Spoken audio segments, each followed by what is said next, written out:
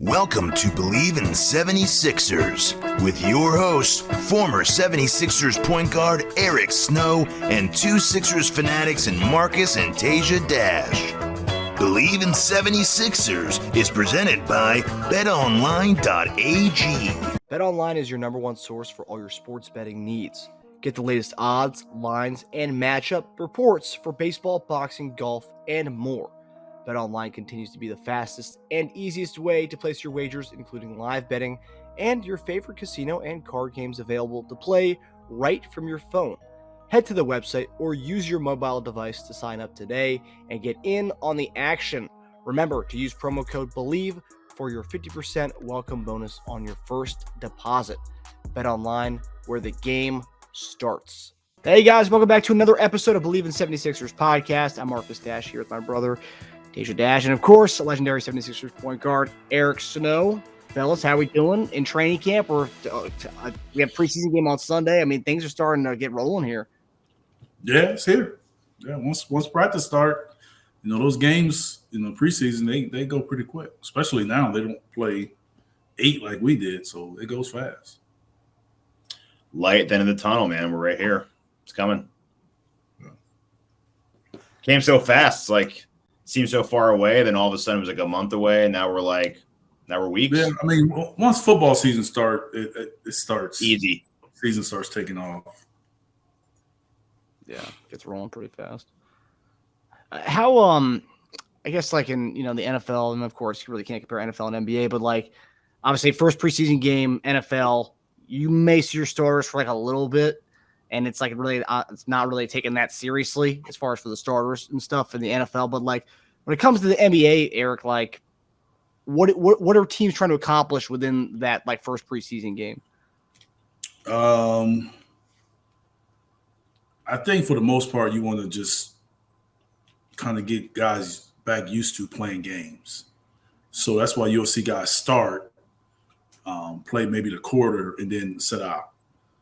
You usually don't see them after halftime or once they've sitting for a long time. They usually don't go back in. So you just want to kind of get them to feel how a game starts, the flow of the game, the pace of the game, and try to get that game flow. Then as the season gets closer to starting the regular season, rather, you may just see that load increase. You may go 2 quarters or maybe into the third quarter. So then you can feel how you go into a game, you get your minutes in the first half, you get your full minutes, and then you go and sit for halftime, and then you come back out and restart. So you have to get that feel, and then once guys kind of get that feel, you kind of you're ready for the next step. And some guys, you have some kind of injury, you just stay away from it. But that's usually the motivation for how you get guys prepared, building up for the season. There's a report today that Nick Nurse doesn't know if Harden's going to play in the game on Sunday. Some are, I just saw that about a couple minutes ago, but some are saying maybe that means he won't be on the team anymore by Sunday by the time that comes around. So, I think it means that he hasn't been a full participant in practice. That's how I take that. Mm-hmm. More than the trade could happen, but I think him not playing is more not being a full participant in practice, and you're not going to put him in the game. Yeah. Preseason game, right? Yeah, I had a friend who's Colorado State, remained nameless. He watched the practice for about like 30 minutes when I guess no one was supposed to be in there, and he said Harden got in a little bit, but wasn't really doing like any of the scrimmages and stuff. He really wasn't doing any of that. Just kind of being very limited, like what you were saying, a limited participant. That's not shocking. That's what I expected. I expected him to be there and be a limited participant, especially early. I don't think he has plans on being there very long.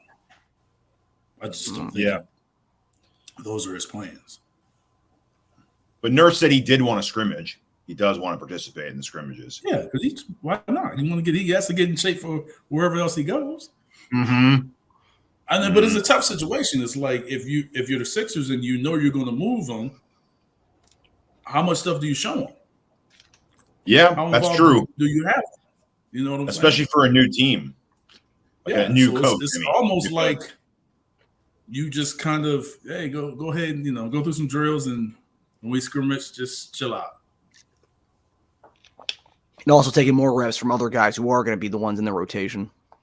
Yep. I mean, you can't practice him without allowing him to practice and beat James Harden. So that means if you're playing him less, something's up. Yeah. Yeah. So that kind of ties into our first topic tonight. So obviously been a ton of action and traction since our last episode with the Lillard trade happening. That means things are starting to open up as far as James Harden being able to go somewhere. There was a report that the Sixers felt that things were mended and Harden showed up at camp, seemed to be locked in, but there are also reports that nothing had changed and he still wants out. Then both Sam Amick and Shams reported that the Clippers have been talking to several teams about ways to move pick swaps for additional draft capital with the intention of bolstering their offer and getting a deal done. The Clippers offered the Sixers an unprotected first-round pick, a pick swap, and salaries for Harden in July.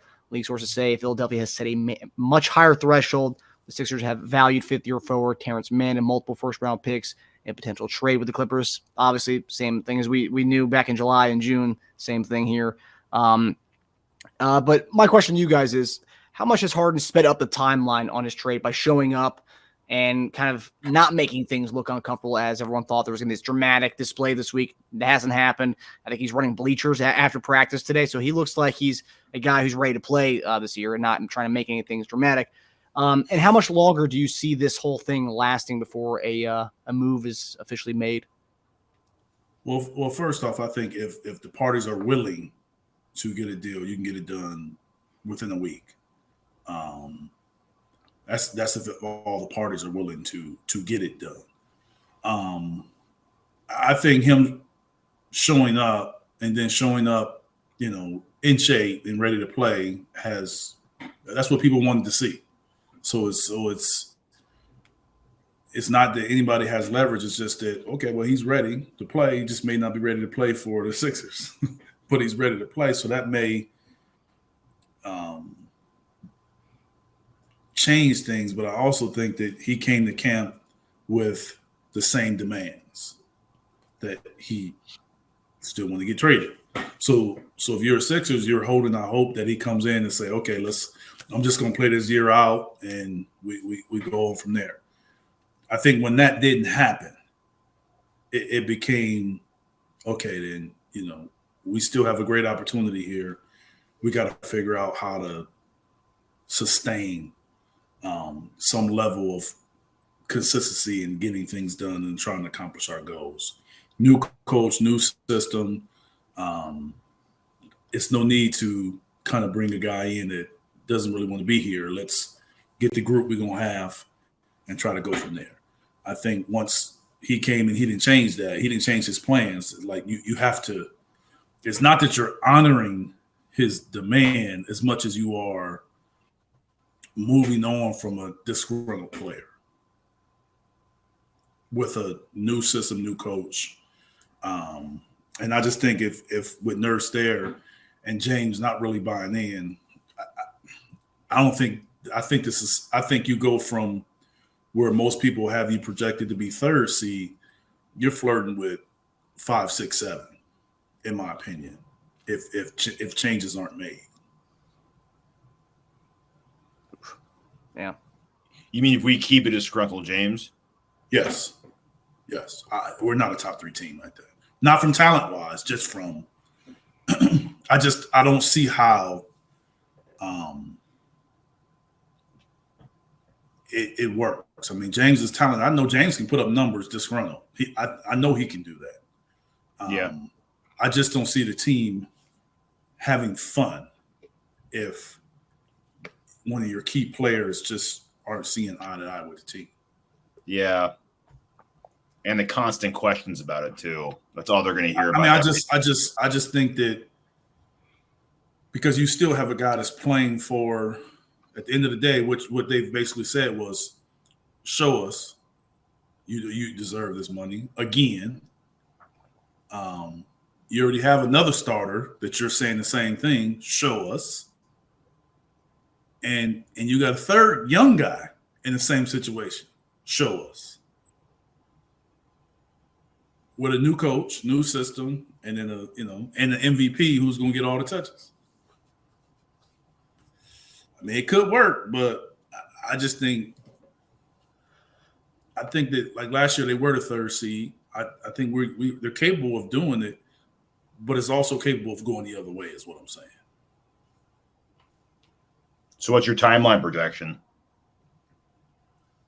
I think before the season starts, he has to be gone.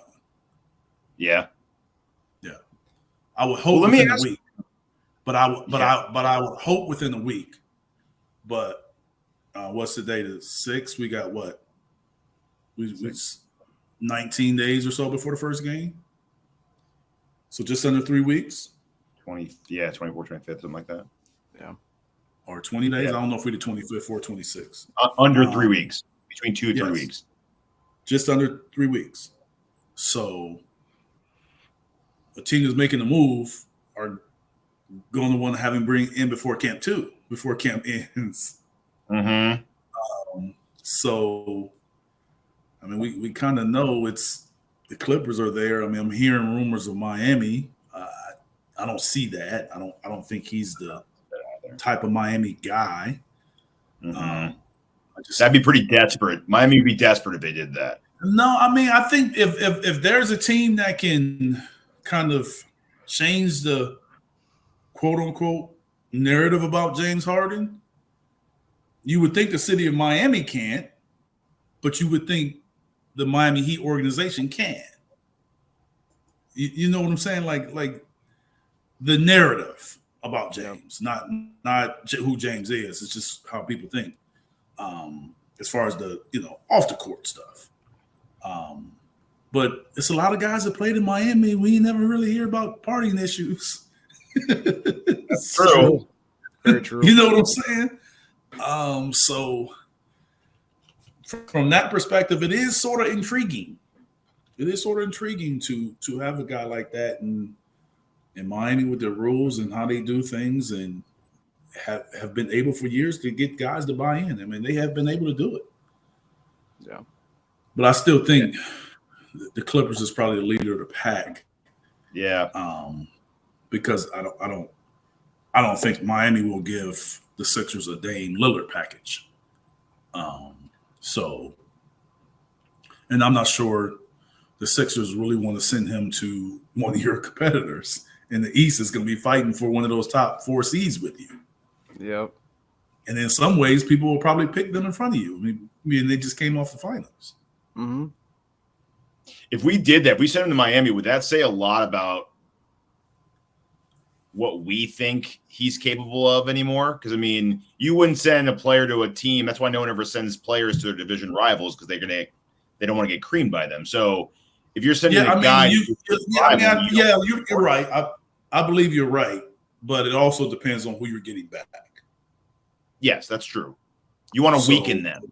Yes, but if you're getting a guy back that you think this is the dude we wanted, then you can do it. It's just usually not straight up. Usually it may be a 3-team trade or something like that. So I think when the Bucks traded Drew Holiday, I think they had to know that Portland wasn't going to keep Drew Holiday, and he just drafted the young fella.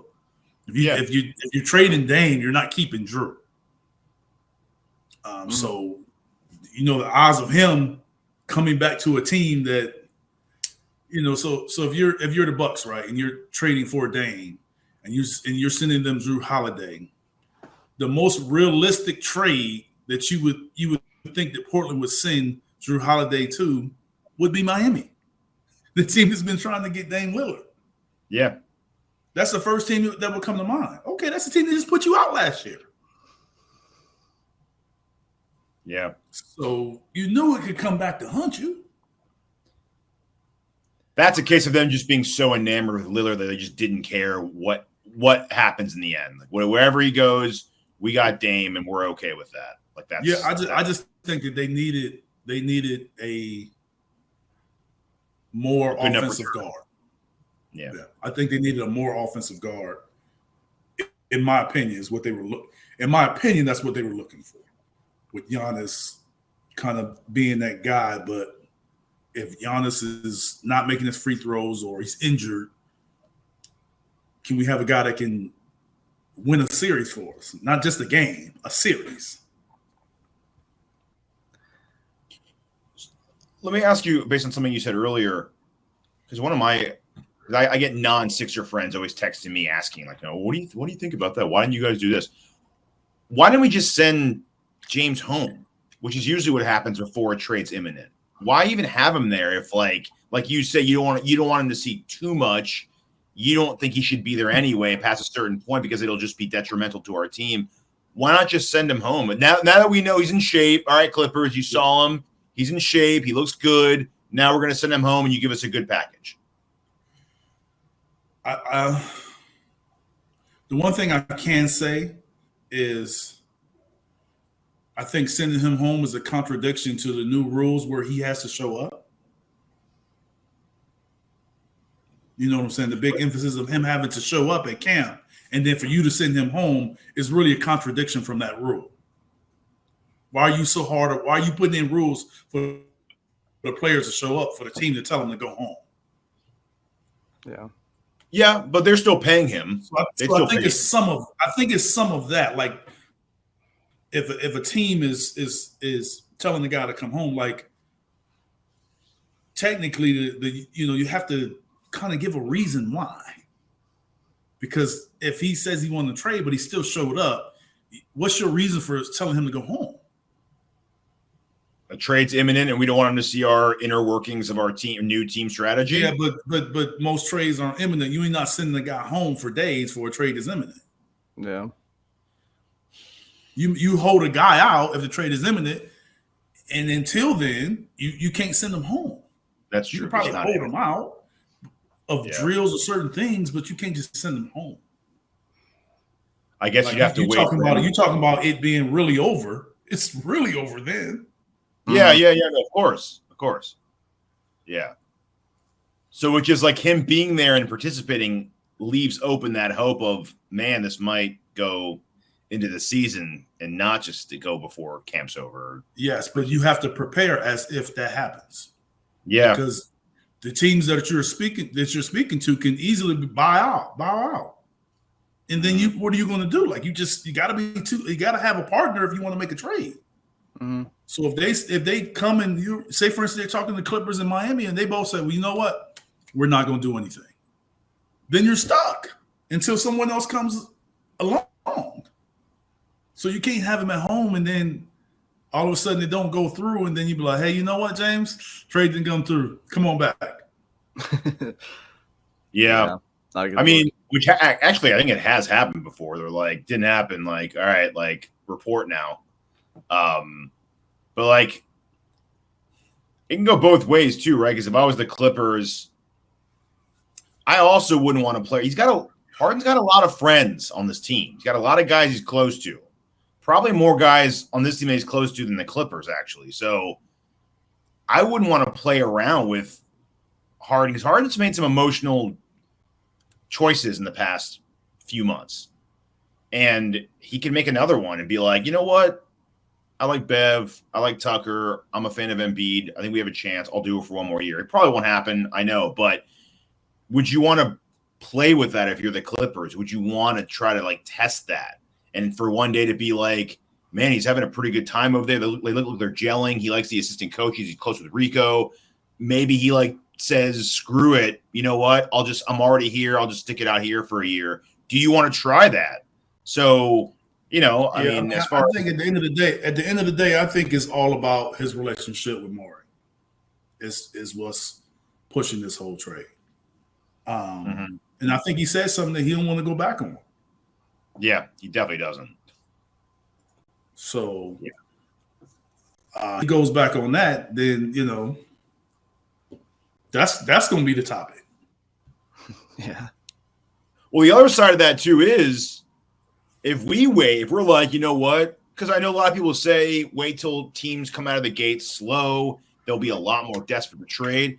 But what if the Clippers are not a bad team by any means? What if the Clippers come out of the gate and look pretty good?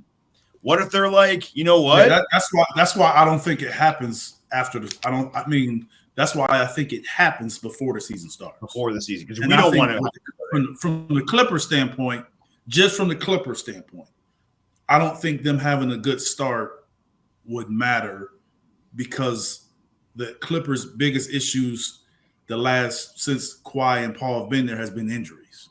Availability, yeah. Yes. So the talent's always been there. The team's always been good for as long as we can remember with those guys.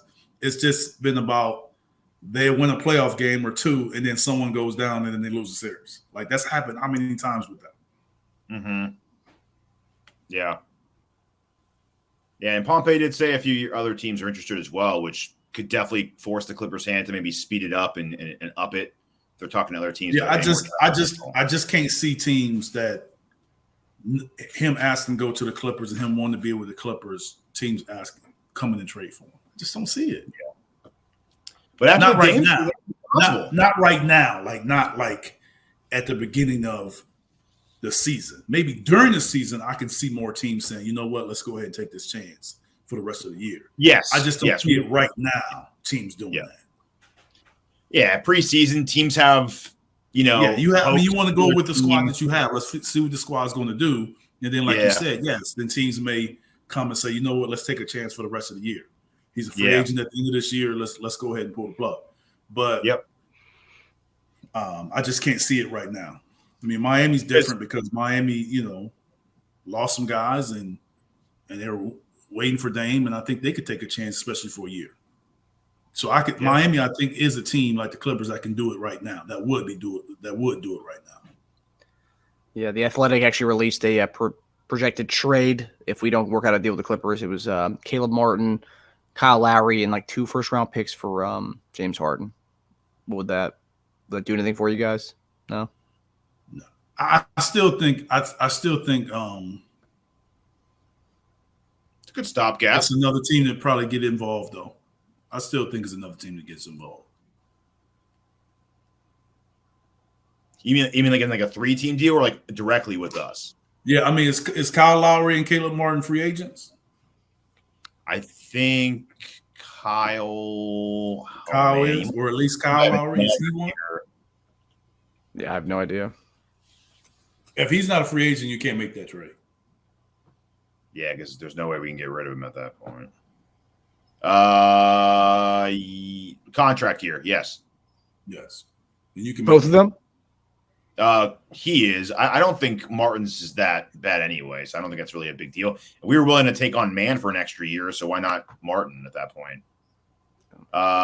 Martin, 2 more years, but $6 and $7 million. It's good. Yeah. It's a good deal. So yeah, that's not that. I mean, you hear him say that's a good deal, man. That's a good deal. The Mister always in somebody's pocket. He's talking about something's a good deal. I like 6 and 7. It's a player option for the second year though. So if he has a good year, he'd probably opt out. Then I wouldn't like.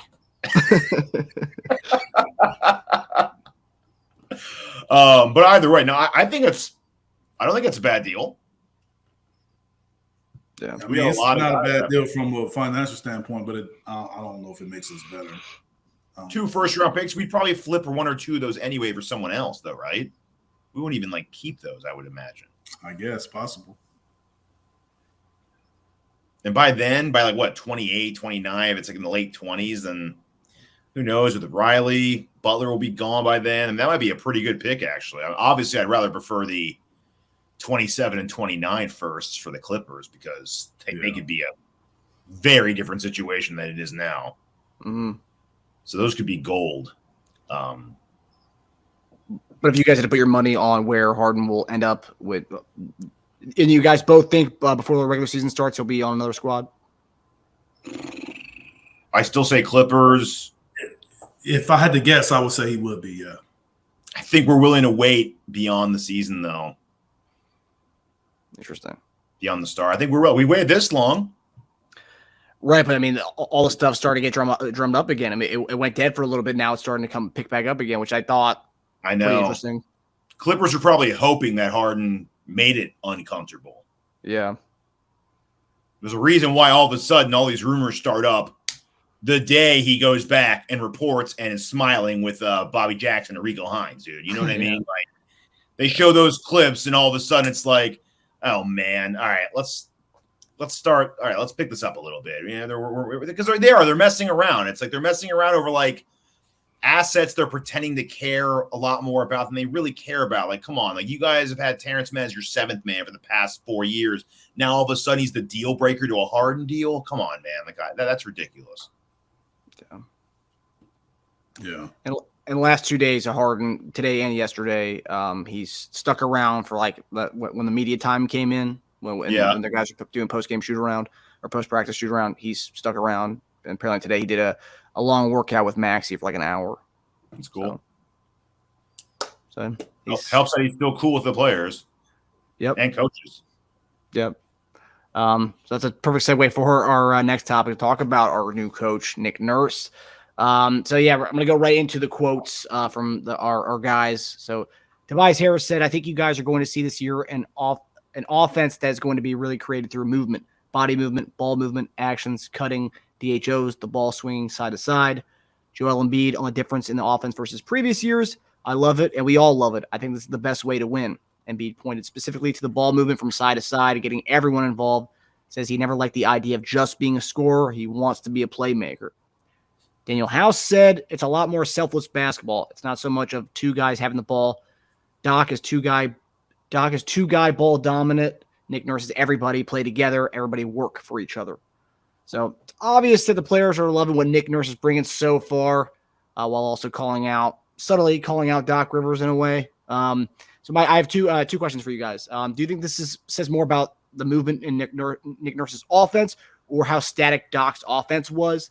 And based on what we're hearing about the offense from Tobias, Embiid, and House, who's going to have the easiest transition? And is there anyone you could see struggling with this new offense that Nick Nurse has? Well, first we got to lay out some facts based on those comments. Please, let's go. I love facts. The first fact is last year we had the MVP. Last year we finished with the 3rd best record in the NBA. Yep. And last year we had a 3-2 lead in the conference semifinals with a home game. Those are facts, right? Yep. Yeah. So if we're going to knock Doc, are we giving him any credit for any of that? Because if we can't give him any credit for any of that, we can't give him any blame either. Yeah. Yeah. So we can do whatever we want to do and talk however we want to talk. Let's accomplish that and beat it. That's what it comes down to.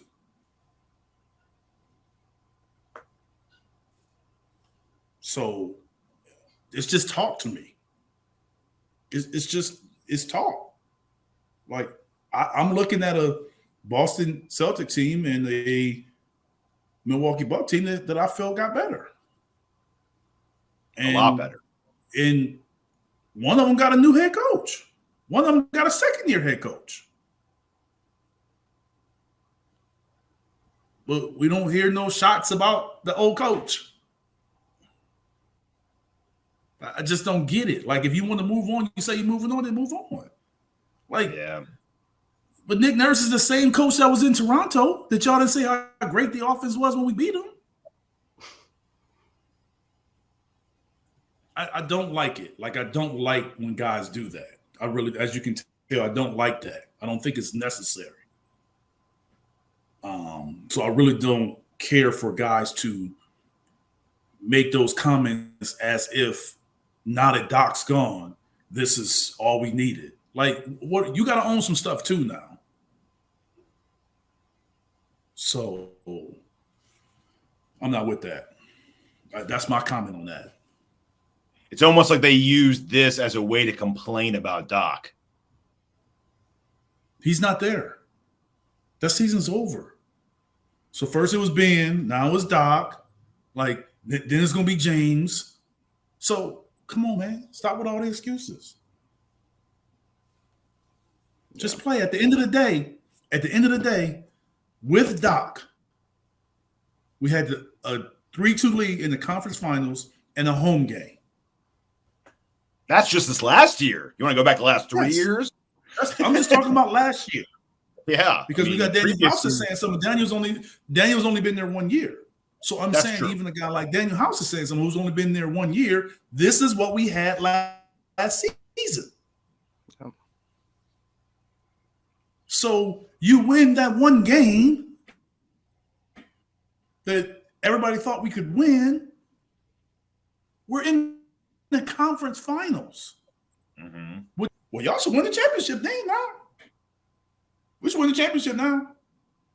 Because we got a coach that's doing all this movement and doing all this stuff that they like to do, and they can play so many different positions and they can do everything. Then, okay, so all right, conference finals and championship, it is. Yeah, because he's better than Doc. The offense is better now. The defense is going to be better. We're going to try all these different things. So, all right, pretty much the same team on the floor. Huh? Pretty much the same team on the floor. I know where my expectations are. They said it, I didn't. I'm just going by what they say. I'm taking the facts from last year and what they're saying now. If you're saying it's better, you're going to play better. If you're playing better, then I expect more. Yeah. Now, all that aside, do you think any of it is valid? Do you think Doc was doing too much two-man?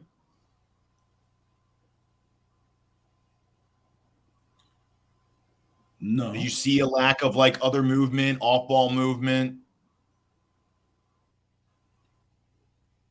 I mean, I think Tobias could have a gripe of not getting enough touches, but I don't think he's gonna get enough touches this year either. So what's changed? Is Maxey and Joel not going? And if James is there, not going to shoot? And you got a new guy that's coming to average 20 points. Is he not going to shoot either?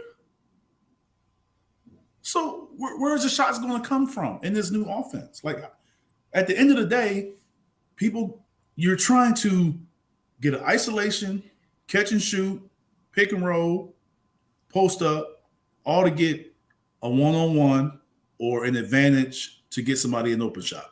That's what you're trying to do with any action that you have. It doesn't matter what the action is. And the better players you have, the more they draw interest and they draw the defense towards them, that opens it up, either opens up wide open shots, cutting lanes, or offensive rebounding opportunities for other people. They attract the defense. Steph Curry, all these guys that are that good, they attract the defense even without the ball, or when they have the ball, they're shrinking the defense. They're pulling guys in. That's what you want in the offense. It doesn't matter how you do it. That's what you want. So at the end of the day, Nurse can put whatever he wants in. Everybody that's walking into that arena that's coming to see that game, no, the 76ers' number one option is Joel Embiid. That we know. And they want to get him the ball as many times as possible. However you want to do it. Doc had one way to do it. Nick Nurse has another way to do it. Doc Rivers' way got an MVP, a runner-up MVP, and now guys are saying it was stagnant. And the league leading assists. And now guys are saying it was stagnant. So it could be a shot at Doc, but it could be a shot at Joel's MVP. Yeah. Well, he's kind of taking a shot at it himself, isn't he? I've never heard him complain about scoring before in my life, though. That's new. Yeah, 2 scoring titles later. Yeah, scoring isn't everything. Yeah, no shit. Because it didn't lead you to a championship? Is that why? Because it just gave you a scoring title? But scoring also Some people can't maintain it. It's not everybody's not Allen Iverson, where they have the energy to maintain that scoring every year. Yeah. So if you see a drop off, that could be a sign that a drop off is coming. Oh, they're trying to prepare for it ahead of time. I mean, a drop off from 34 to 30 is a drop off, but it's still good scoring. You know what I'm saying? Yeah. But the drop off could be coming. But he says he wants to play make more, so those assists should be going up a little bit too. Definitely. Well, he can't play make unless he I know a clear way he can make plays. Go get on the block. Yeah. They can't guard you 1-on-1. That's the play. They put 2 people on you, pass the ball. It's not hard to figure out, but it may be stagnant though. But they'll rather him run around and be on the perimeter and cut and dive and run, and hold the ball up top and do all this, positionless basketball and do all that, and same thing. And people aren't going to double team him when the further away he is from the basket. They aren't going to double team him, which makes their defense better. If he's not drawing a defense and he's not drawing double teams. And then the kind of answered it, but the other part to that question, the with those offensive philosophies. So your answer was Tobias. You think he'd excel more at those, or you could see him taking off with that? No, I mean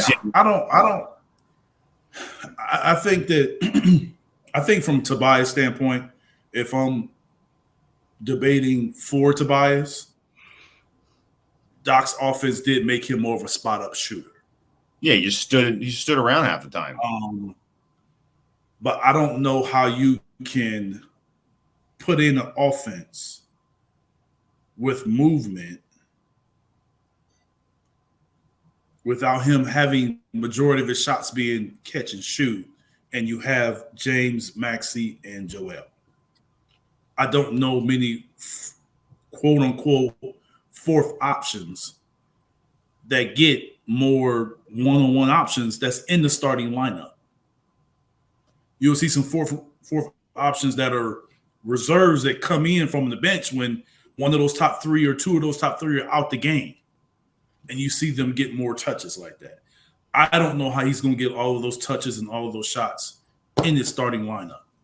I don't know how it's possible. So like, what movement are we going to have? Like, I'm interested to see the kind of offense we're going to have. That one, Joel, is he going to be on the perimeter more? Is he going to be on the block more? Or is he going to be in the paint more? Maxey, like, we know he can score quick, but how? I mean, are we running? Are we in transition? Are we running a lot? Are we pushing the ball? Are we shooting quick? Like, what are we doing that's going to change it for Tobias? I guess I got to wait and see. Do you think we'll see any of this on Sunday during that preseason game, Eric? Or no, we're not gonna. We're gonna be very vanilla. You'll have some sets. You'll have some sets as far as what they're going to run. I don't know. They're not going to pull out the whole playbook, but I mean that's what preseason is building yourself for the season. So they're going to have to show some of it early on. So those first few possessions and first 6 minutes of the game will be interesting to see if they all play. Like, we don't even know if Joel's going to play.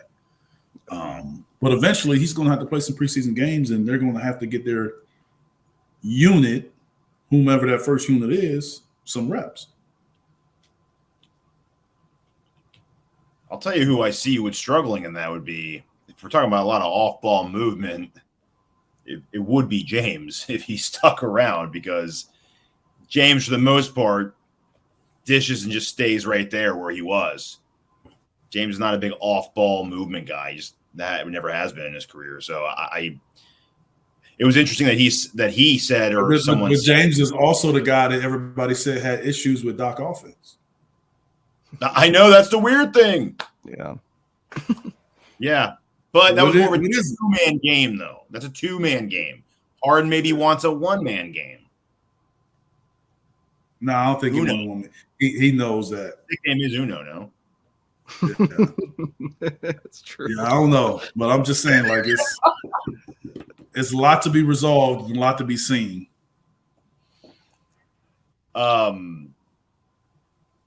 I mean, just generally, you covered most of it. I think it does. I think it does both. I think it's good. It's good to try these different things and maybe unlock more potential out of some of these guys. And I think my guy to excel most off of it, I think I picked Tobias Harris. I just think I think he's so underutilized. And yeah, some of that, like you said, could just be simply because only so many shots are put up in an NBA game, and there's just not enough for him to get a good, healthy workload every night. It's just not unless someone's out.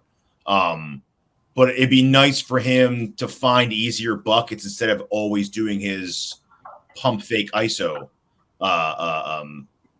game. I'd rather see him do some off-ball stuff and get some easier buckets in the paint. And he's so physical when he actually gets down there, and usually a mismatch for smaller guys.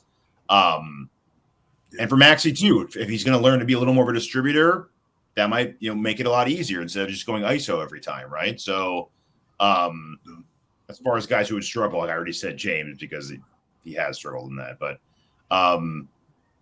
yeah, overall, I mean, it's positive. But when I first saw it, especially from House, it just sounded like he used that as a way to complain about Doc's old systems, and it's like, at least he didn't say, "Well, Doc was here." They all waited for Doc to go before they said all this. Yeah. I do prefer We'll that. see. I wouldn't want them complaining while the coach is still there. That would be bad. Yeah, well, yeah, obviously. But if we were a bad team, you probably would have seen that, though. If we weren't a top 3 seed in the East, you probably would have seen some of that. Yeah. The playmaking comment from Embiid is interesting, though, because this is the second time he's alluded to that since the season ended. Remember when when postseason was over, when we lost that last game, in his press conference, he said he wanted to do more of that. He sees Jokic and he wants to kind of implement more of that to his game. It's the second time he's mentioned that in this offseason. And maybe so, which tells me that he wants to be on the perimeter. Yeah. And that's – what do you think about that, Eric? Not where I want him. I'm just saying that's what if you talking about playmaking, like it's just different how people view the word playmaking. Like when you think of playmaking, you think of Magic Johnson, you think of him dribbling and throwing these passes and all of this stuff. If you think of LeBron James, you think of him throwing passes but also attacking the rim and just being bigger and athletic and finding guys. When you think of somebody different, like Steph Curry, playmaking for him is not always having the ball. It's just his ability to shoot and how much attention he attracts setting a screen. Even as simple as setting a screen, he draws a crowd because, they can mess up the switch or this and that. So when we think of Joel, and I know he's different than all of those guys, but when we think of him, how do you envision playmaking going? You know what I'm saying? Like, to me, Joel has an advantage every single night. So the more he gets in the paint, he don't necessarily on the block. The more he gets in the paint, the more he has a advantage. That is making plays. Yeah. Your positioning on the court can make plays. Yeah. But I've always said that's work. That's work. That's a different kind of work for you to do that over and over and over again every night. Mm-hmm. But that is playmaking. But people envision when you think playmaking that you got to be out on the perimeter and you got to be this guy that's big and he's able to shoot a three and stand out there and dribble and make they're both playmaking. Yeah. Yeah. I agree.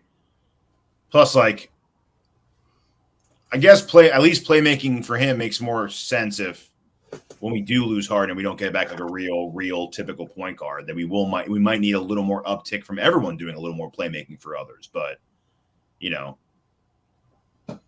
I don't want to turn Embiid into Jokic. I don't understand, because if you have him, who's an MVP, and you have a guy that you're about to give $200 million to, or close to that, that's a guard. Then what do you mean we need a guy to make plays?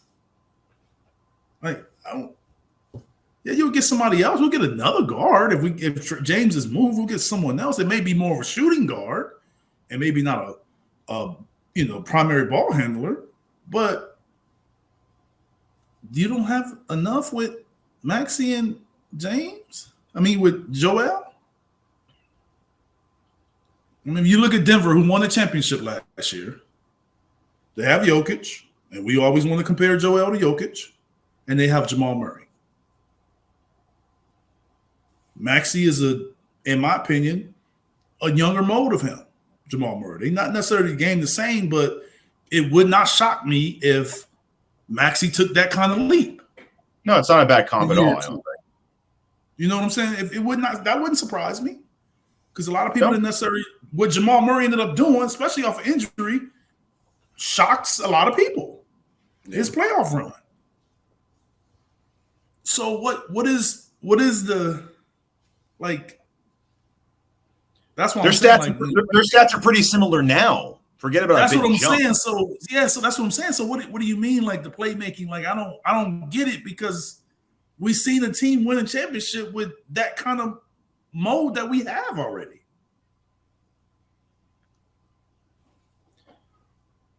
But if you're adding up Murray's and Jokic's assists, that dominates Embiid's and Maxey's if you add those up. So there would have to be because James is the primary ball handler and Maxey isn't.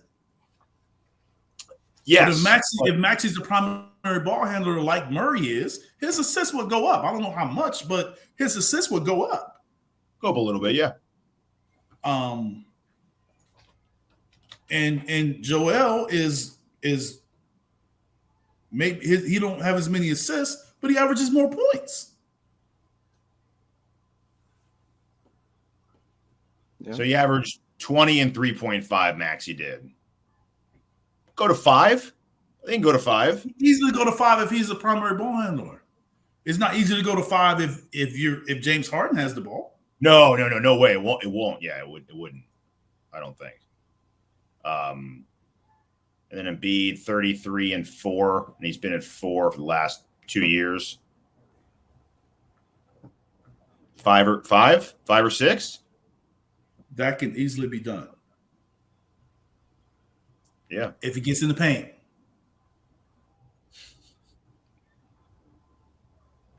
There was some clips from him at training camp, getting a nice little layup. And it can easily be done too, if James is not the primary ball handler. Like, if they move James and get someone else that's more catch and shoot, it can be done. Yeah. And I think a lot of that falls in line with the constant ball movement and giving nature of the new offense without James there. I think that falls in line. Yeah, I don't know, but the constant ball movement isn't necessarily going to give you assists. It's just ball just doesn't stick. Yeah, it is if they double on Embiid. If the ball doesn't stick, that doesn't necessarily. If the ball doesn't stick, that doesn't necessarily equate to more assists from you. That's true. Not yeah. from Joel, it doesn't necessarily mean more assists from Joel. It means more people are touching the ball more often. Yeah, I assume that would hopefully start from a double-teamed Joel. Yeah, you don't need ball movement and man movement for that. That would make things a lot easier. Go down there and get the position and give him the ball. Well, they're not going to double him they're not going to double him at the 3-point line, though, are they? No. So the assists aren't going anywhere. They're not. That's why they're not moving. But we talk about Joker. Joker plays on the perimeter, but he also gets on that block a lot. Yeah. I watched him in the conference finals and the finals every game, and he gets on that block. Yep. I'm curious to see what the Embiid's when we do the season prop episode and what his season bets are going to be for assists, what number they put him at. Can't wait for that. Oh, yeah. All right, so sticking with Embiid, so last topic here. Joel Embiid has finally committed to play basketball for next year's Summer Olympics. He was between France and USA. He chose USA, obviously. Everyone was really happy about it. LeBron was happy about it at his presser during training camp. They asked him about it. He was really excited. But many are speculating, Sixers fans are speculating, that this could be a strategic move for Embiid to help the 76ers recruit a big-time free agent next year or just recruit somebody. But there's two sides to this, Eric. There's the Sixers fans think he's going to go recruit somebody to come to Philadelphia, but then on the other hand, somebody could be recruiting Embiid to come to wherever they're going or to come to their team. But my question to you guys, do you think this could be a big help for the Sixers for Embiid, a big move for Embiid to join Team USA and also try to land us another guy during the next summer? Well, assuming it's a guy that's a free agent, but I Bleav it will be too late. I Bleav by that time, whomever the free agent is would know where he's going.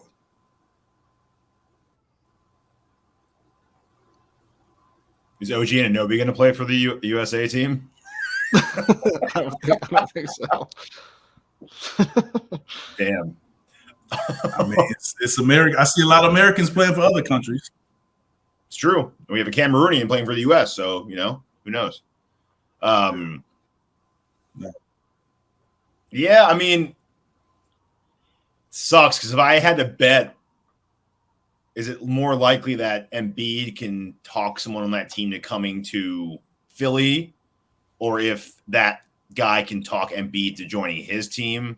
I don't know how I bet on that one, man. That's tough because that's after this season, which we're saying could be Hardenless and with Man or Lowry. And it's after free agency starts.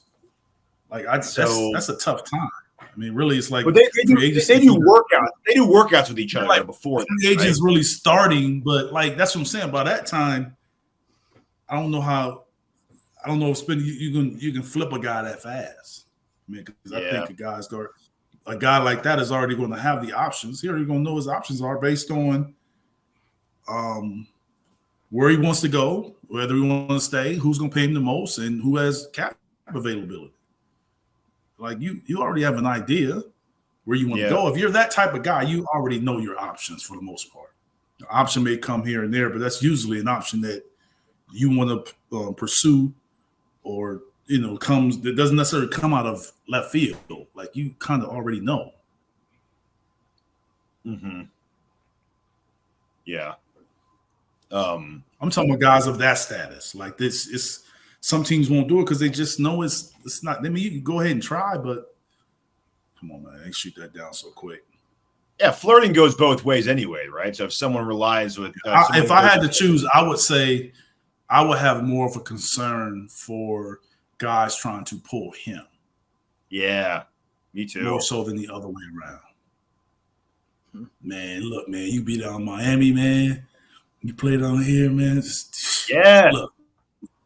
Your body in December and January, man, you be feeling great coming out there wearing shorts and stuff. Awesome. Yeah. Someone's like, Joel, why the hell would I want to go to Philly, man? Why would I want to go to Philly, Joel? Come to Miami. You'll love it here. We got the culture. We win. You'll be the king down here. You already tried Philly, man. Change it up for the rest of your career before it's over, man. Why not? Good luck with that. I would be more concerned about guys trying to influence him than the other way around. Like I've always told you, it's hard for Philly to get big time free agents.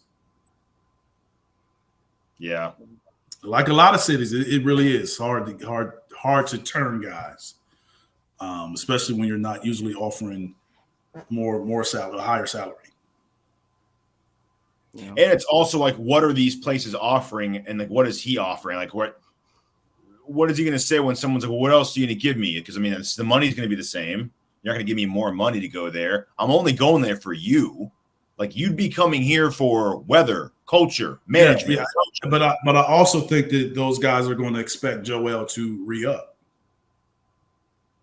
Yeah. And that's what I think is an issue too. I'm not doing that. If you don't re-up, I'm not going there.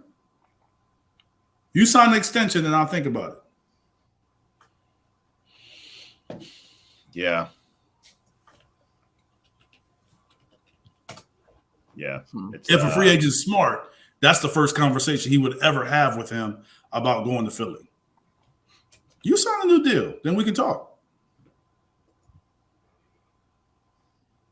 Yeah. I mean, we have him for Woody, though. We have him for 4 more years, man. That's a long time.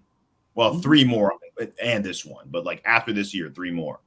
But yeah, I guess the last one's a player deal, but that's $60 million. I don't know if you'll, Well, $60 million is going to be the going rate by then, buddy. That's true. That's gonna be the standard right there, man. Yeah, that's not gonna be a shock, man. It sounds high right now. I seen a report that somebody making, I think they had Luka's name on there, getting like 75 in a couple of years. Yeah. On his next deal. When that new TV deal kicks in, that cap's gonna skyrocket. That's why I look at a lot of these guys now, because I see some people. Go ahead. There's only so many players you can have. Like the salary is growing, but the rosters aren't growing. So the league, revenue is growing, but the rosters aren't growing, and they're gonna get more money. Everybody's gonna get money. They're gonna get more money. I mean, they need to expand the team, expand the league, and they need to make the rosters bigger. There should be at least 20 guys on every team. And then like some of those guys that can be G League players that are on league minimum. They go back and forth. It's like there's no reason why they shouldn't have that.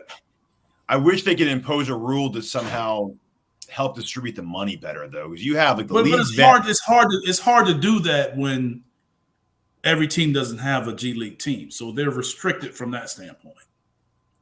But it's vet min and it's $75 million players, and like the middle guys get screwed. I mean, that's been an issue since I was. I know. Doing collective bargaining is like this always been, because you have some ownership and you have some agents that believe that a guy should make $100 million and somebody else make $1 million. There's some people that believe some guy should make 125 and everybody else make under 5. It just depends on who you're dealing with. So, well, we're going to see a lot of eyes are going to be on the Suns and the way they built their team to know if those super teams can still actually last for more than 1 year with the way the cap considerations are. So that'll be interesting. Yeah. It's not the first time. I believe Miami was like that when you had, a few guys that were higher salary and everybody else. They signed a lot of guys for the minimum. So that's been done before. No, but with the new cap rules, I mean. Yeah, I'm just saying, but most of those guys end up sort of only being, rotating role players. And the issue with the Heat is that they went to 4 straight finals. You can do that. I don't know if you can do it if you're not winning and you're not going to finals. That's when it changes. Yeah, guys are willing to take less if you're going to win. Yeah.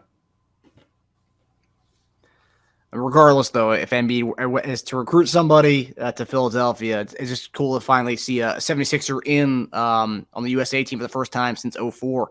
Iverson was the last current active Sixers player to be on the USA team. Iguodala was traded that same summer to Denver when he was on the USA team in 2012. So, been a long time coming for a Sixers fans to root for a player during the USA Olympics. All right, guys. Well, that does it for us. Thanks for tuning in to Bleav in 76ers. Hopefully, next week we're talking about what this offense looks like with Terrence Mann at the 2. Ooh, look at you starting stuff. You already bought a Terrence Mann Sixer jersey, Eric. It's on the way. All right. It's on the way. All right, fellas. Have a good weekend, guys. All right, take it easy later.